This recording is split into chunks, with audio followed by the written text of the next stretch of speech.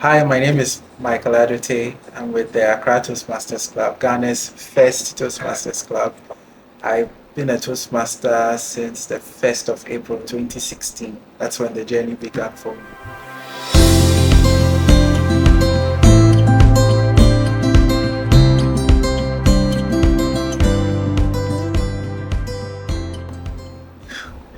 That's an interesting question for me because in 2014, I wrote something in my diary and it was simply, how do I become a public speaker?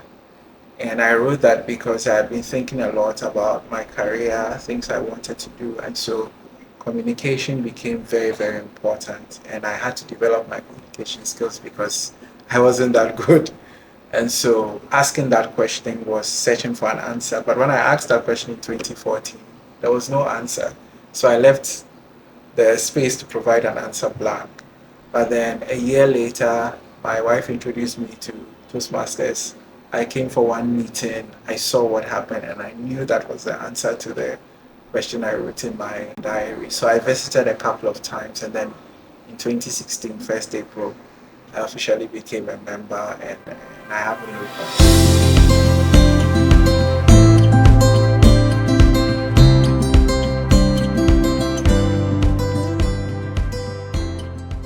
I think because I had a clear objective, I immediately immersed myself in the program. I saw what it took to become a good communicator. I looked at what it took to become a good leader and immediately started applying myself. And as I applied myself, I could see the changes because one of the things Toastmasters offers you is constructive feedback. So somebody's going to tell you this is something you do that takes away from your message. So try to improve on it. And so when you start improving on that, automatically your message is more resounding and your message makes the impact that you want it to make. And so that was the early sign that if I kept refining myself, then I'll be able to become a better communicator and achieve the goals that I joined Toastmasters for, same for the leadership journey.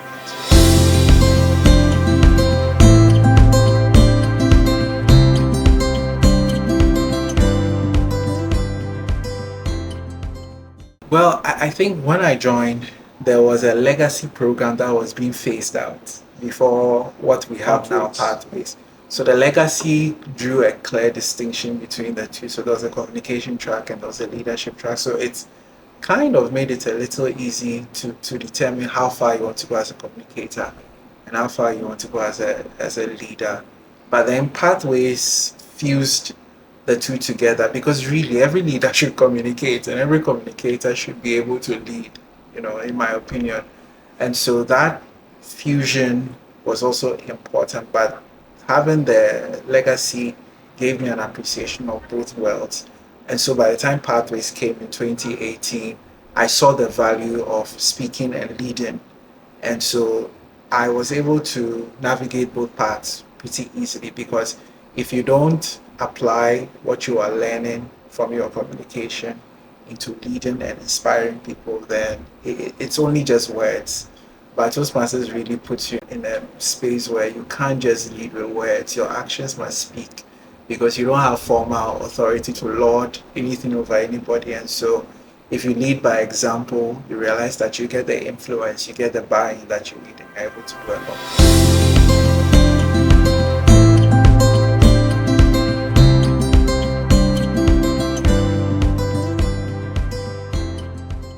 Okay, I'll go for three C's. The first C is character.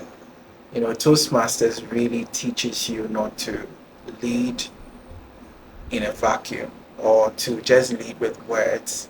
It forces you to be the leader you want to see other people become. And so, for example, if I want people to come for club meetings on time, I have to come for club meetings on time. If I want people to do their speeches, I have to do my speeches and be rising through the ranks so people know that he's doing it. That's why he's demanding it of you. And for me, that's character. And I believe it's something that is greatly lacking in our country. We need leaders who have character. So that's one thing Toastmasters really forces you to develop as an individual. The second for me is competence.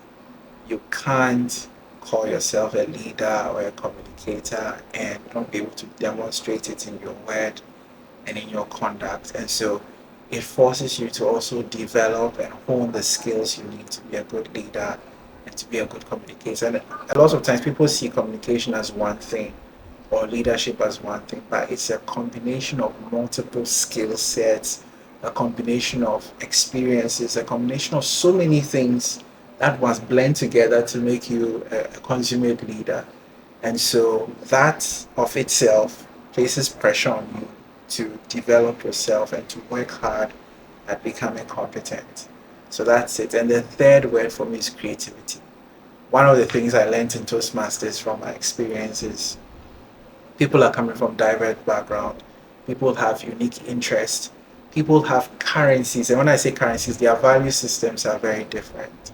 And so you have to learn how to work with people's values, how to work with people's time, how to work with the stage in life people are. Because sometimes you may be leading someone who perhaps in their office is a CEO, a chief finance officer, and here you are, you're a young person and you're supposed to lead the club. And so if you are not creative, if you are not innovative, if you don't find a way to connect with people, you are not going anywhere. And on top of that, you don't have the formal authority to lord it over anyone. So you become very creative in how you deal with people, how you work with people, how you carry people along to a place you want the club to get to and where you want them also to get to in their personal learning experience. So those are the three words for me: character, competence, and creativity.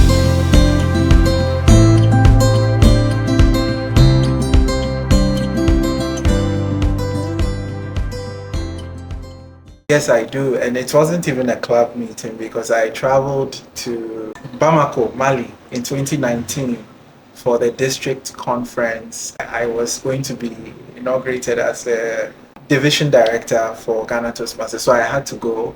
And I went with a gentleman, we all call him Age, a DTM, Evans Edu Jamefi. And he delivered a speech at the contest, and it was an amazing speech. Actually, he won that contest, but for time, so he went a little over time, and that's the only reason why he didn't win. But that speech made such an impression on me and an impression on everyone in the room. And because we were a mix of people from the West African, Central African region, and so his speech really resonated with everyone. And the title of the speech was Unretirement. He was preaching a never-ending cycle, and so that really sent a strong message to everybody. That speech has really stuck with me.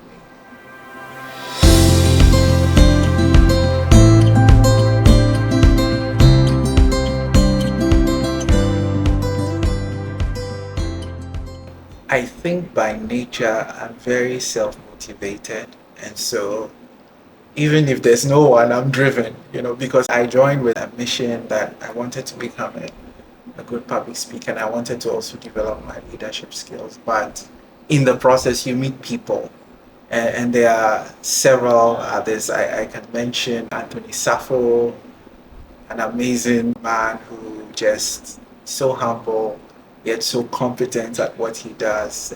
There's Belinda Dede Tando, there's Evans Edu Jamefi, and these are just to name a few, because I won't finish if I start mentioning the names. And there are people who have really held the fort. You can talk of DTM, Papa Archist, his passion. It's like it never ends. He keeps just showing up and being there, being a source of energy and inspiration. But I think primarily, and this is just to reach out to people, your motivation must be intrinsic. Because you may not always find people around you who push you or propel you, but you must have a reason why you join, and let that drive you, because sometimes you may be the one everybody's looking up to become a good communicator. So that was my primary source of inspiration, because I quickly learned that people are actually looking up to you also, so you have no excuse.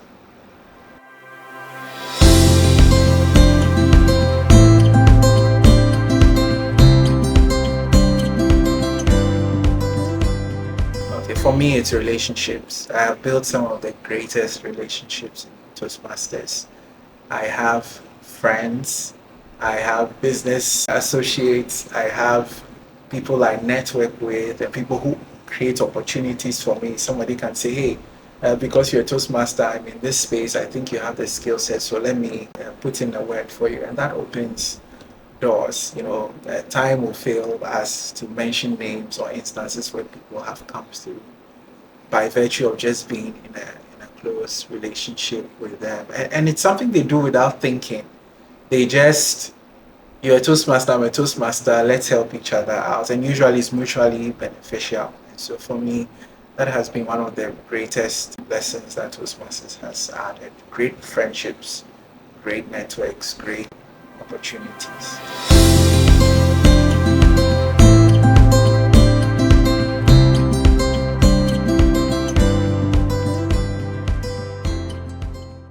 I'll say this, if you are serious about personal growth, Toastmasters is for you. If you are not serious about personal growth, don't join Toastmasters.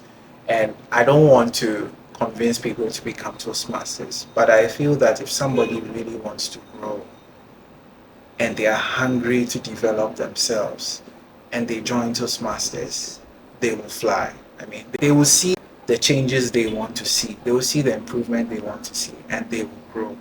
So what I will ask the person to do is really evaluate how much you want to grow. So we are entering a new year, or a new year has just started. Really evaluate your hunger for personal growth, because personal growth is the best you can give to the people around you. It's like, if I become a better version of myself, I can serve my family better. I can serve my colleagues at work better. I can serve my community better, because I'm evolving into the person I'm called to be. So it really starts from there. Do you really want to grow? Do you really want to be somebody who makes an impact, who makes a difference? If that is really clear, then it's easy to say, join Toastmasters.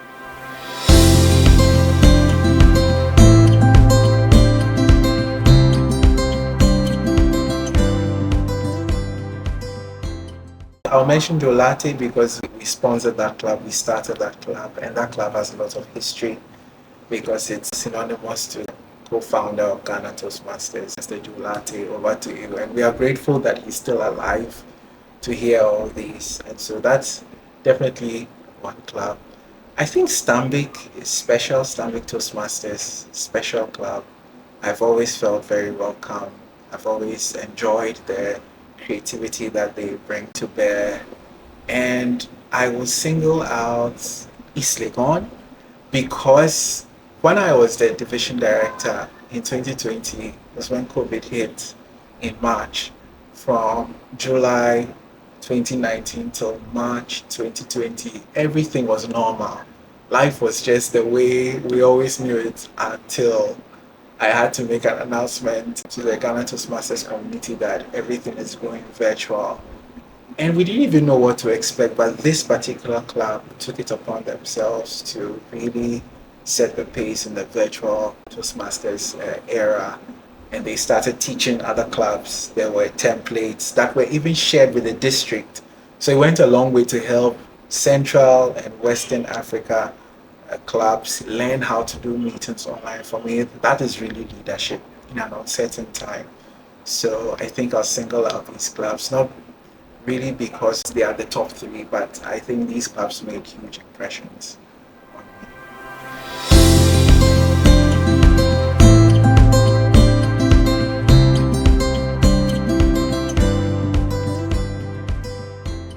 Well, by profession, I'm a life coach.